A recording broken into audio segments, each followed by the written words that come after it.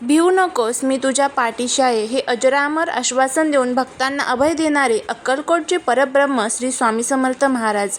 चैत्र वद्य त्रयोदशीला स्वामींनी आपला अवतार कार्य समाप्त करून महासमाधी घेतली. त्याच स्वामींची पुण्यतिथी, त्यांच्या चरणी कोटी कोटी प्रणाम. येत्या 15 एप्रिल वार बुधवार या दिवशी स्वामी समर्थांची पुण्यतिथी आहे. या दिवशी आपण स्वामींची भरपूर अशी सेवा करतो. या 7 दिवसांमध्ये आपण अखंड नाम जप यज्ञ सप्ताह सोहळा केला. प्रत्येक घरामध्ये गुरुचरित्र, स्वामीचरित्र अशा वेगवेगळ्या सेवा रुजू देखील स्वामींच्या चरणी करण्यात आल्या. आता स्वामींच्या पुण्यतिथीच्या दिवशी आपल्या ची सांगता होणार आहे आणि आपल्याला स्वामींच्या चरणी आपली सेवा रुजू करायची आहे. तर या स्वामींच्या पुण्यतिथीनिमित्त स्वामींच्या आवडतीचा नैवेद्य कांदा वापरून कसा दाखवायचा आहे, त्याचबरोबर मंत्र कोणते बोलायचे आहे आणि त्याचबरोबर कोणकोणते नैवेद्य स्वामींना दाखवावे आणि या दिवशी कोणकोणत्या सेवा कराव्या अशी संपूर्ण माहिती या आजच्या व्हिडिओमध्ये मी तुमच्यासोबत शेअर करणार आहे. त्यामुळे व्हिडिओ हा स्किप न करता शेवटपर्यंत पहा. जर चॅनलवरती नवीन असाल तर चॅनलला सबस्क्राईब करा आणि असेच माहितीपूर्ण नवनवीन व्हिडिओ पाहण्यासाठी बेल आयकॉनलाही प्रेस करा, म्हणजे जेव्हा कधी मी नवीन व्हिडिओ अपलोड करेल त्याचं नोटिफिकेशन सर्वात अगोदर तुम्हाला भेटेल आणि तुम्ही एक पण व्हिडिओ मिस करणार नाही. त्याचबरोबर कमेंटमध्ये श्री स्वामी समर्थ लिहायला अजिबात विसरू नका. स्वामी केवळ हे एक संत नव्हते, ते कर्माचे आणि श्रद्धेचे मूर्तिमंत रूप होते. त्यांनी समाजातील अंधश्रद्धा दूर केली आणि सामान्य माणसाला आत्मबळाची ओळख करून दिली. आळशी माणूस माझा भक्त असू शकत नाही. स्वामींनी नेहमी कष्टाला आणि प्रामाणिकपणाला महत्त्व दिले. स्वामींच्या दरबारात कोणीही उपाशी जात नाही. ही परंपरा आजही अक्कलकोटमध्ये तितक्याच श्रद्धेने सुरू आहे. 1878 सालच्या चैत्र वद्य त्रयोदशीला दुपारी स्वामींनी वटवृक्षाच्या खाली आपली लीला संपुष्टात आणली. परंतु जाताना त्यांनी भक्तांना वचन दिले की आम्ही गेलो असे मानू नका, आम्ही जिवंतच आहोत. आजही लाखो भक्तांना त्यांच्या अस्तित्वाची प्रचिती येत असते. स्वामींच्या पुण्यतिथीनिमित्त आपण केवळ हार फुले न चढवता त्यांच्या विचारांचे आचरण करूया. कमीत कमी 11 माळी श्री स्वामी समर्थ मंत्रांचा जप करावा. गरिबांना अन्नदान किंवा मदत करावी. मनातील भीती सोडून स्वामी पाठीशी आहेत या विश्वासाने कर्माला सुरुवात करावी. स्वामी समर्थांच्या पुण्यतिथीनिमित्त या दिवशी आपल्याला स्वामींचा अभिषेक करायचा असतो. शास्त्रोक्त पद्धतीने, साध्या पद्धतीने हा स्वामींचा अभिषेक कसा करायचा ते आपण बघूया. तर अभिषेकापूर्वीची सर्व साहित्य जवळ मांडून ठेवावे.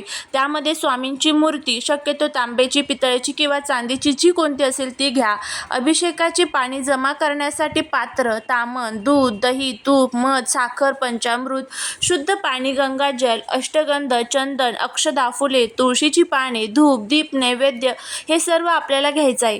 सर्वात प्रथम अभिषेकाच्या पूर्वी हातामध्ये थोडे पाणी घेऊन मी आज श्री स्वामी समर्थांच्या आशीर्वादासाठी आणि मनशांतीसाठी अभिषेक करत आहे असा संकल्प करावा आणि पाणी तामणात सोडावे. त्यानंतर सुरुवातीला स्वामींच्या मूर्तीवर श्री स्वामी समर्थ मंत्रांचा जप करत शुद्ध पाणी अर्पण करावे आणि त्यानंतर दूध अर्पण करावे. श्री स्वामी समर्थाय नमः या मंत्राचा जप करत करत त्यानंतर दही अर्पण करावे. तूप, मध, साखर अर्पण करावे किंवा तुम्ही डायरेक्टली पंचामृत जरी अर्पण केलं तरीही चालेल. मनामध्ये श्री स्वामी समर्थ, श्री स्वामी समर्थ या मंत्राचा जप करत राहायचा आहे. मूर्तीवर पाण्याने अभिषेक करताना आपल्याला सर्वात प्रथम काय करायचं आहे तर स्वामी स्तवन म्हणायचं आहे. त्यानंतर पुरुष सूक्त म्हणायचं आहे आणि श्री स्वामी समर्थ या मंत्राचा जप करायचा आहे. पंचामृतने स्नान झालं की त्यानंतर शुद्ध पाण्याने स्नान घालत असताना तुम्हाला हे सर्व स्तोत्र आणि मंत्रांचं पठण करायचं आहे. अभिषेक झाल्यावर मूर्ती स्वच्छ आणि मऊ वस्त्राने पुसून घ्यावी. स्वामींना कपाळावर अष्टगंध लावावी आणि अक्षता अर्पण कराव्यात. स्वामींना आवडणारी फुले आणि तुळशीची पाने अर्पण करावी. अगरबत्ती, शुद्ध तुपाचा दिवा ओवाळावा. स्वामींची आरती करावी. त्यानंतर अभिषेकासाठी ब्रह्ममुहूर्त किंवा सूर्योदयानंतर सर्वोत्तम हा वेळ असतो त्यावेळेस करा. मनामध्ये भाव ठेवा, स्वामी माझ्यासमोर साक्षात बसले आहेत. हा भाव अभिषेकावेळी महत्त्वाचा आहे. स्वच्छ अंघोळ करून, स्वच्छ वस्त्रे परिधान करूनच पूजेला सुरुवात करावी. शेवटी अभिषेक झाल्यानंतर क्षमा प्रार्थना करावी. पूजेत काही चूक झाली असल्यास तुमची मुलगी किंवा मुलगा समजून क्षमा करा अशी प्रार्थना किंवा क्षमा प्रार्थना आपल्याला म्हणायची आहे. स्वामींच्या कृपेने आपल्या ज्या काही इच्छा आहेत तर त्या सर्व खूप लवकर पूर्ण होतात. आता या दिवशी कोणकोणत्या सेवा कराव्यात तर त्या बघा. या दिवशी शक्य असेल तर एक दिवसीय स्वामी चरित्र सारामृत सुद्धा तुम्ही वाचू शकता, ज्यामध्ये 1 ते 21 अध्याय आहे. याचं पठण जर तुम्ही केलं तर आपल्याला एक स्वामी चरित्र सारामृताचा पाठ केल्याचं पुण्य मिळतं. त्याचबरोबर या दिवशी तुम्ही स्वामी स्तवन वाचावे, त्याचबरोबर स्वामींच्या तारक मंत्राचं पठण करू शकतात. या छोट्या छोट्या सेवा ज्या आहेत तर त्या तुम्ही या दिवशी स्वामींच्या चरणी रुजू करू शकतात. काही शक्य नाही आहे, फक्त मनामध्ये श्री स्वामी समर्थ, श्री स्वामी समर्थ या मंत्राचा जप करायचा आहे किंवा 11 माळी स्वामींच्या मंत्रांचा जप करा. गुरुचरित्रातील 14वा आणि 18वा अध्याय वाचू शकतात.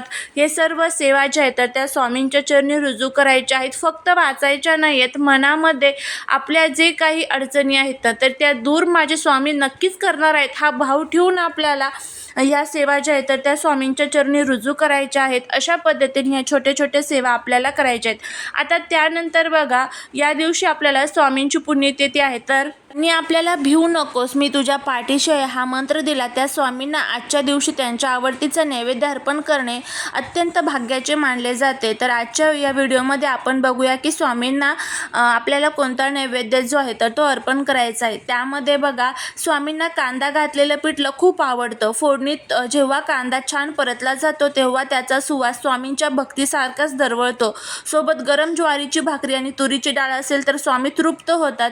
तर अनेकांना प्रश्न पडतो की देवाला कांदा चालतो का? तर स्वामी हे अवधूत रूप आहे, त्यांनी भाव पाहिला पदार्थ नाही. अक्कलकोटमध्ये आजही स्वामींना पिठलं भाकरीचा नैवेद्य मोठ्या आवडीने दाखवला जातो.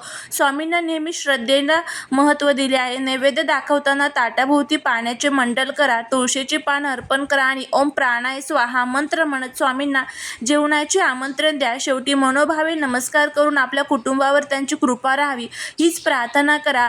आजच्या या पवित्र दिवशी तुम्हीही हा नैवेद्य नक्की अर्पण करू शकता.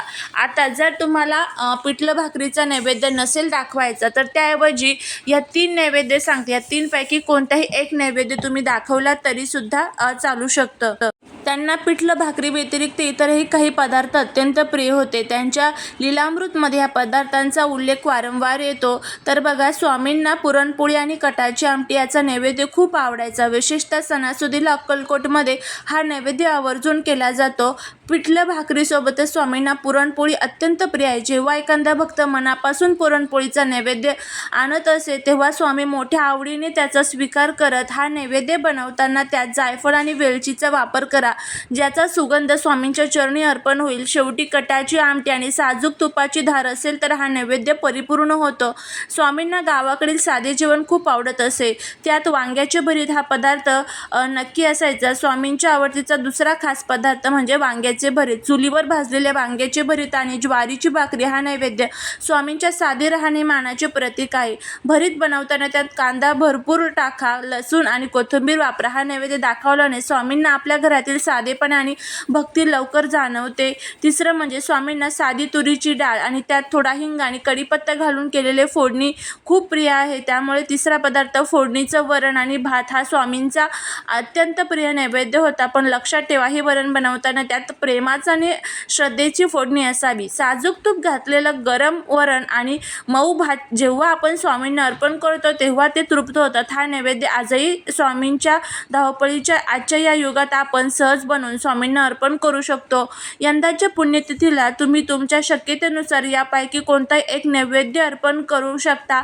स्वामींना पदार्थांपेक्षा तुमच्या भावाची जास्त ओढ असते. तुम्ही बनवलेल्या नैवेद्यात तुळशीचे पान ठेवायला विसरू नका. आणि जर तुम्हाला हा व्हिडिओ आवडला असेल तर लाईक, शेअर आणि सबस्क्राईब करायला विसरू नका. भेटूया पुढच्या एका छानशा नवीन व्हिडिओत. श्री स्वामी समर्थ.